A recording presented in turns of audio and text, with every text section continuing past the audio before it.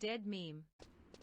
Hey everyone, I'd like to talk to you about HorizonXI. If you're not aware, it is a private server for Final Fantasy XI. It is recently released. This is the third week, I believe, on the date I'm recording, and it's a fresh start server. If you've ever played FF11 and you wanted to get that experience that was not actually available to the North American audience, this would be your chance. But we are about 3 weeks in. Many accomplishments of players have been...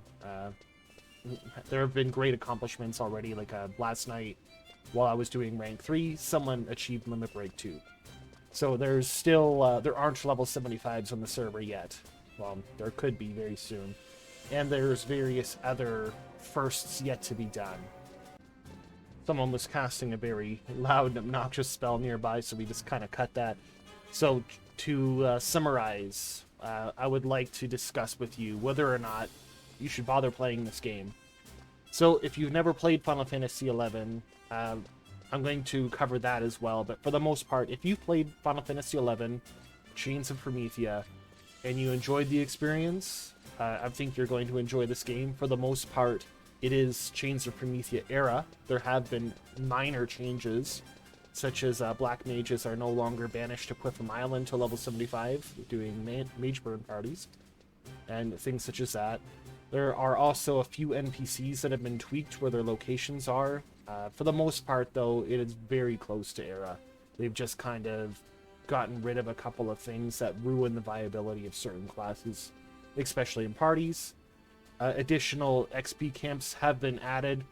People have started to find them, so they're so that we could spread out a bit, because when you go to the dunes, there's like 450 people there. Good luck getting a claim. So this is basically what I've got loaded up here is default in the launcher. So if you probably remember, Final Fantasy XI's graphics weren't this nice, and even then this is low end. Like, I have not installed the HD texture pack because I wanted to show what the game comes through the launcher, right? This is pretty much, you just turn on better graphics with a click of a button, no mods, no nothing, so that the launcher has made the game easy. So let's move right into the launcher and talk about how it functions. The launcher will sandbox this version of the game away from retail, Wings, or Nozomi. Anything else you may have running, this will run independently. So you don't need to do any sort of tinkering with Ashita. And if you're not familiar with Ashita, Ashita is a common program used to play Final Fantasy on private servers, or to add HD texture packs in, say, retail. So with that being said, the launcher also has a great deal of extra things added, such as like this little mini-map, which is not default in the game in the bottom right corner here. You can turn it on with a simple click of a button, and you can configure it with some chat commands, but that's a video for another time. So the next step to talk about, I guess, would be what the game looks like. So as you can see, it's not the most amazing of graphics. Like, the polygon count on this tree is rather low, and the players look a bit better than normal, well, because they have been altered by the individuals who are actually directing the game as it sits. So that being said, you can get an upgraded texture pack to make it look better. Getting into installing that, I don't think that that's going to be purview of this video. It's not too hard to do. There are other videos that explain it, but this is what you can click on in the launcher, say make the graphics better, and this is the visual experience you can expect. So with that being said, we should talk about things that are like this is a old school MMO.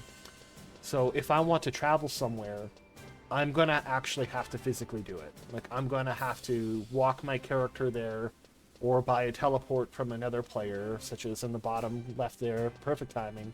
Teleport Mia. There are a few locations in the world that certain players can teleport themselves and party members. So this game is not, it's not a what do they call it these days? A theme park MMO where if I were to say LFG for EXP party, there isn't a button that I click that says go to dungeon. right, or go to wherever, I have to march my character out to wherever that place is, or teleport, or ride a chocobo, or an airship, or whatever it is. I have to go there, and it's probably going to cost you money. So with that being said, there is a great deal of emphasis placed on the economy in this game. So we're out by the economic center of the game, and if we open up our auction house here and we just say bid on armor, body. So for the most part, you can get some of this stuff from NPCs and vendors and quest rewards, but I would say almost 50% of the equipment until the end game is being produced by a player. So if someone is not making, what's a good one to maybe select? Yeah, this is a great one. If no one is making the solid mail, there are no solid mails to buy.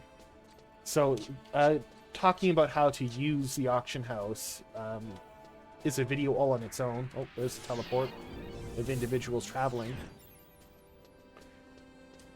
So if you're not participating in the economy, like being a crafter, someone else will have to. And of course, crafting in this game will deserve a video all on its own. It has a high risk, high reward sort of deal. But that, again, is... we're getting very, very far outside of the scope of this video. Basically, if you're not into death penalties, if you are not into traveling, if you build a party and you expect to get something done, like say if you go to the dunes and you want to fight flies, which is a common opponent, and you bring a whole bunch of monks with you and like one white mage, that party will not succeed unless they're over leveled.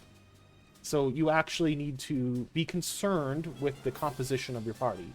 So if you don't actually bring the right type of damage, or if you don't bring support classes or enfeeblers, which are not common in today's MMOs, such as bards, which is a job that fights very poorly, but makes its allies very powerful.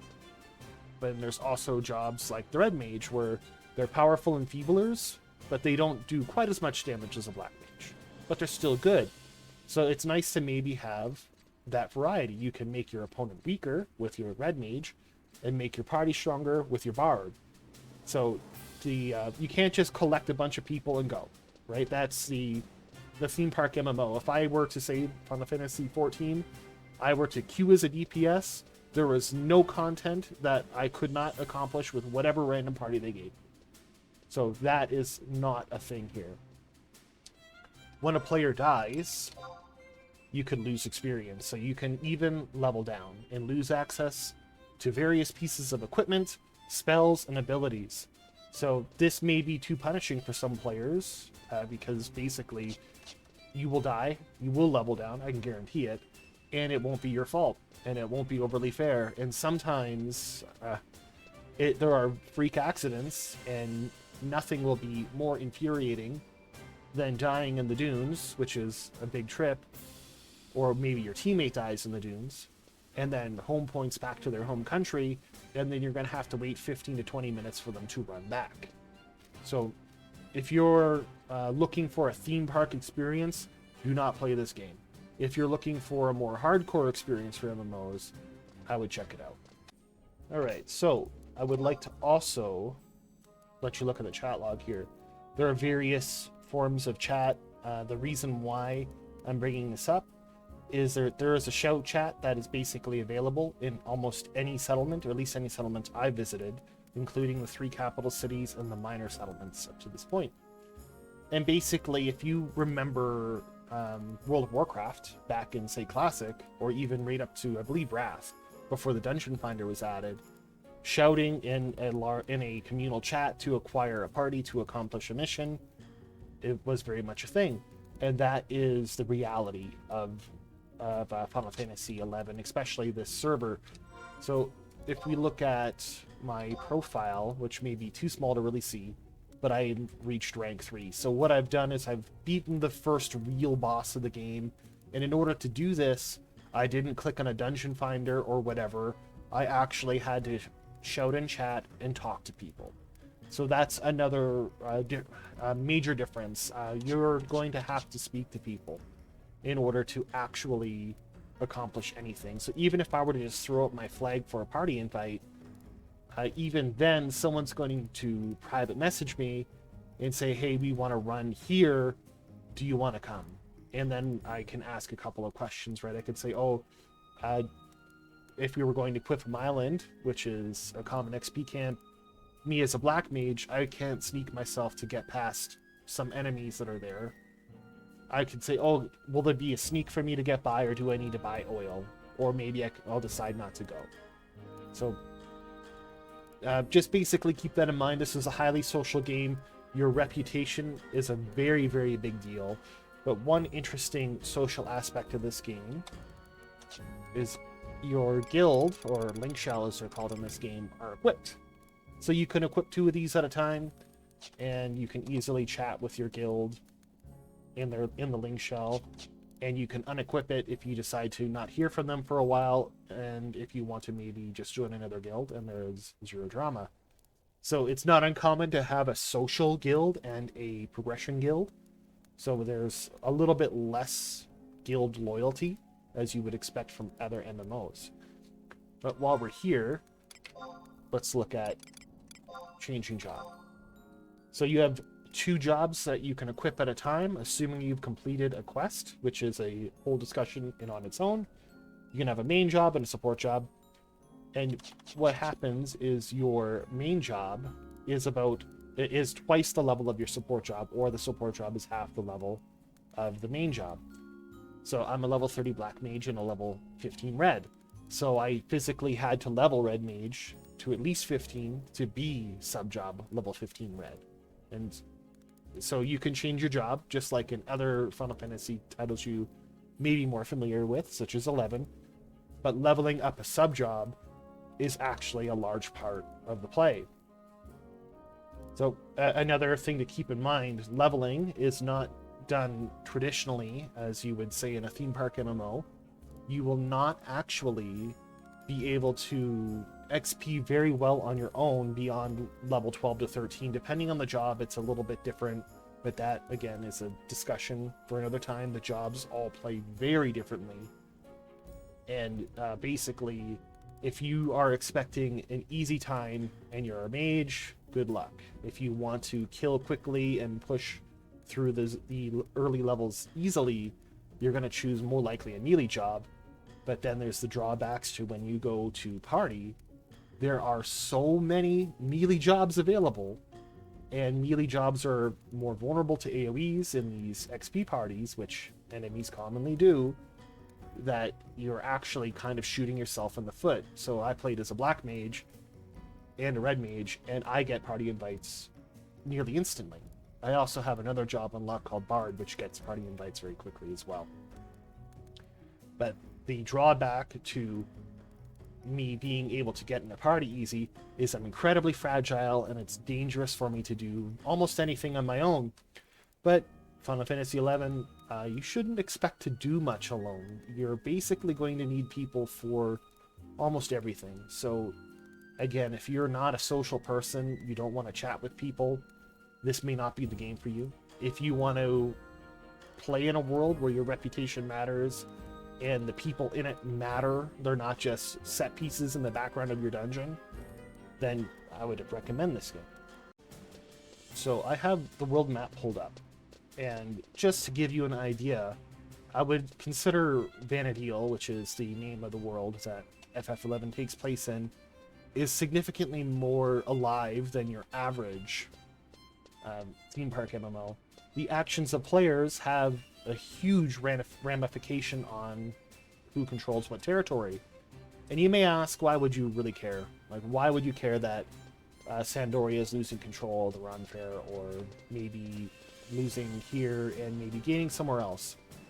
Well, there are 3 major powers in which the player plays, or can select to play from: Sandoria, Bastoke, Windhurst.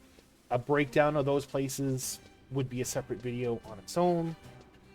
But basically, I'm from Sandoria, so if I control, or if we control, Zul'Kim, this means I can buy items from vendors in that location which will allow me to craft things at a reduced rate and thus participate in the economy and make money for myself, and so on and so on. There's also another sub part of the game going on called the Conquest, which is how all of these things change hands. And while you're participating in the Conquest, you earn points that you could use to buy gear, get crystals, which is a whole other topic, which I think the video will be a million years long if I really get into. But basically, every week, the tally for the Conquest, basically the game calculates how well the players are doing, and we're doing really poorly. It looks like it's going to be a Beastman world for a little while, but we'll see. So, if you don't participate in Conquest, you won't get Conquest points, you won't get crystals. There's also the buff you get from NPCs, which makes you not lose TP while resting. So, another thing to discuss is the UI. This game's UI is clunky, to put it gently. And as you can see, there's no action bar in the bottom of my screen or anywhere. So you're asking yourself, how can I possibly cast any spells? Or use any abilities? Well, there is the analog way, and you can scroll through your list of ridiculous spells or abilities, which I do not recommend. But within our clunky menu here, you can go to the macros list, and you can basically create little command lines to cast spells. So the top row is holding down control and push 2 and I'll cast water, or holding down alt and push 2 and I'll cast fire. So MA, magic, quotations, the spell, target. So that means I'll cast fire on that target when I push that button. So there's very few job related abilities. So what I mean by that are abilities like, say, like a thief gets a treasure finder or a sneak attack, and black mage gets elemental seal, which makes their spells more likely to land. So the game is way less into that. I'm going to get into some MMO technical terms. Much of your damage is white damage, and by that I mean auto attack damage. You'll do a great deal of damage through skill attacks and whatnot, but you need to actually perform them correctly, and teamwork is essential in order to perform a skill chain. And so these macros, if you were, say, your friend or your teammate throws down a burning blade and you need to drop a fast blade within 3 seconds, or actually it's 2 to 6 seconds, I believe, there's a window. If you don't have that macroed and you're searching for it, good luck performing that action on time, getting the bonus damage, and defeating the powerful enemies, which actually yield a reasonable amount of experience. So unfortunately, I couldn't really cover enough to do a great deal of explanation on whether or not you would like to play this game. So for the most part, if you've played FF11 before, you're likely, and you enjoyed it, you'll likely enjoy the experience we're having here. So I'm just going to briefly discuss the server in which this is being hosted on. It's a private server, of course, so it's probably in some sort of legal gray zone. It's being run by volunteers for the most part. I'm pretty sure none of the developers and things are being paid. So when we have issues like downtime and that, it's up to the volunteers to basically get the server up and running or to fix problems. But so far from my experience, the server is relatively stable. For the first couple of weeks, it felt like it was going down like twice a day just to do some sort of little maintenance to fix a bug or whatever. But that appears to be a thing of the past. The last week has been really good. I think the developers or the team has hit their stride. So that's something to keep in mind. This is not sanctioned by Square Enix, so if you don't feel good about being on this kind of server, then you may want to stay away. Again, I imagine this being a free server, the day will come that it won't be supported anymore. Who knows when that's going to be. And I imagine if Square Enix, like I don't know the developers, but if I were the developer of this server and Square Enix were to send their scary lawyers after me with a piece of paper, there's a good chance I would drop this thing like a hot potato, right? It would be gone. So it is something to keep in mind. We're kind of in this weird limbo space, but I don't want to speak for the developers. I don't know them personally. This is just something else to keep in mind. Now, one other final thing to discuss, if you're wanting to come here and you've never played Final Fantasy XI before, you've never played an older MMO where the game was much more difficult and less forgiving. If you're not interested in being social and getting help from other players, you will not succeed. Like, basically, if you do not pick up a good crew of people to chat with, to help you through the tough times, you're not going to have a good experience here. This is just basically going to be a waste of time for you. And basically, without people, you cannot get a lot done in this game. So to give you an idea of how far along I've come, if you've been playing for a while, I have just hit rank 3 in about 3 weeks, which is decent. Level 30 is my highest job. It's a black mage. I've unlocked 2 advanced jobs, which require level 30 to do if you're unfamiliar. And that's basically when the game really starts to open up for you. So if you are okay with a great deal of time investment, because this game is not easy, you will require other people. You're going to need to schedule times to get things done. Like, basically with the dragon fight, I have 2 link shells. I chatted with both. I recruited people from both. We all agreed to be on at a certain time to go fight that boss. So take it for what it is. It was awesome to have that experience, to have it come together when you build a team with these people and you actually talk to them. Not like in Final Fantasy XI where you click the button, go. Like, they're not just set pieces in the background. This is a person you've been chatting with for days that you've been helping, they've been helping you, and so on. So if you're not into that experience, don't come. You are not going to have a good time. And this isn't me being protective of the community, like, say, FF14. It's just, you're not going to have a good time here. Like, you need to chat with people. Like, I cannot stress that enough. Like, it is basically, if you watch any of my Valheim stuff, I told you if you go to the swamp and you did not drink a poison resist potion, you will die. Basically like that. And of course, this is a more difficult MMO. If you die, and you will die, you will lose experience, potentially level down, and lose access to equipment and spells.